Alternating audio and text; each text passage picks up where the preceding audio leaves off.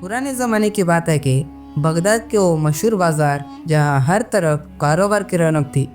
कहीं मसालों की खुशबू, कहीं कपड़ों की दुकानें और कहीं घोड़ों की किलकारियाँ। उसी बाजार के एक कोने पे बैठी थी एक बूढ़ी अम्मा, सफ़ेद जरजरा चादर ओढ़े, झुकी कमर के साथ अपनी लाठी पर टिकी उसकी चेहरे की झुर्रियाँ उसकी उम्र की कहानी कह रही थी। अम्मा का नाम जैनब था। उसके दो बेटे भी थे, आरिफ और रशीद। आरिफ बड़ा बेटा था जो माँ की खिदमत करने के लिए हर वक्त तैयार रहता। वो घर के हर छोटे बड़े काम अपने हाथों से करता और अम्मा का बहुत ख्याल रखता। दूसरी तरफ रशीद था जो बगदाद से दूर एक और शहर में काम करता था। वो महीनों में एक बार घर आता और अपनी माँ से मिलने का वादा करता, मगर अक्सर अपने वादे से मुकर जाता। एक दिन की बात है जब सूरज अपने शबाब पर था और गर्म हवाएं चल रही थी। एक अजनबी बगदाद के उसी बाजार में आया। लंबा कद, गहरी आंखें और शाही लिबास पहने वो शख्स अजनबी मालूम होता था।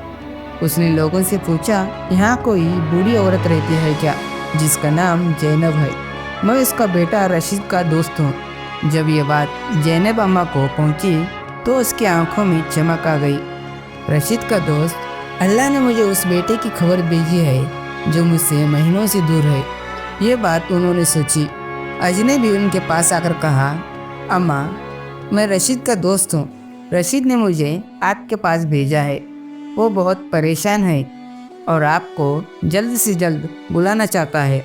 उसने मुझे आपके सारे पैसे और गहने को इकट्ठा करने कहा है ताकि वो आपको आराम से ले जा सके।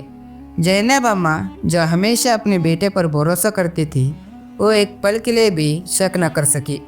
उन्होंने अपनी अलमारी खोली जिसमें उनकी जमा पूंजी थी। वो वही पैसे थे जो उन्होंने अपनी बुढ़ापे के लिए संभाल कर रखे थे। उसमें चांदी के सिक्के, सोने के कंगन और कुछ ज़मीन के कागज़ भी थे। अम्मा ने कहा, बेटा, ये सब ले जाओ और रशीद को दे दो।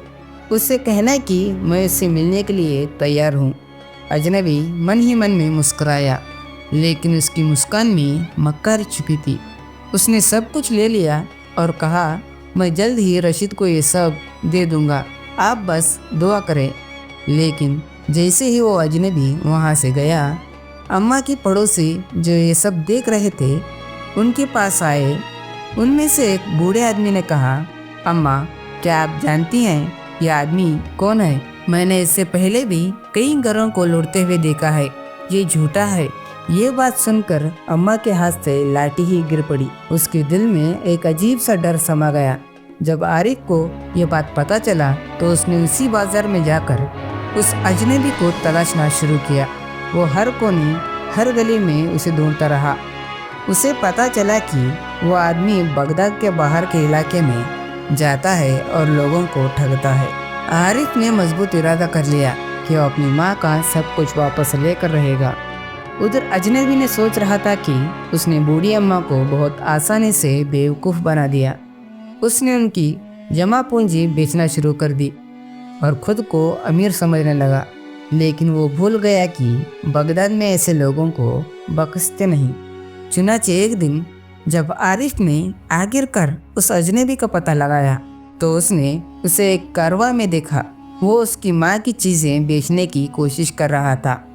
आरिफ ने बिना किसी डर के उसे रोका और कहा, तुमने मेरी माँ को धोखा दिया है, अब मैं तुम्हें सज़ा दिलवाऊंगा। लोगों ने भी अजनबी को पहचान लिया।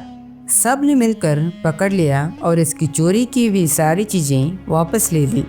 जब आरिफ सारी चीज़ें लेकर घर लौटा तो जैनब अम्मा की आंखों में आंसू आ गए। उन्होंने कहा, बेटा, मैंने तुझ पर हमेशा भरोसा किया है और आज तूने साबित कर दिया कि बेटा माँ के लिए कुछ भी कर सकता है। रशीद, जो अपनी माँ से बहुत दूर रहता था, उसे भी ये खबर मिली। उसने भी सबक सीखा और अपनी माँ से माफ़ी मांग ली। मक्कार और धोखेबाजों से हमेशा सतर्क रहें। माँ बेटे का रिश्ता दुनिया में सबसे अनमोल रिश्ता है। ईमानदारी और मेहनत से हर मुश्किल का सामना किया जा सकता है। अगर आपको एक कहानी पसंद आई हो तो अपनी राय ज़रूर बताएं। चलिए, इसी के साथ आपका भाई आपसे विदा लेता है। मिलेंगे अगले ऐसे ही मज़ेदार कहानियों के साथ। खुदा हाफिज़।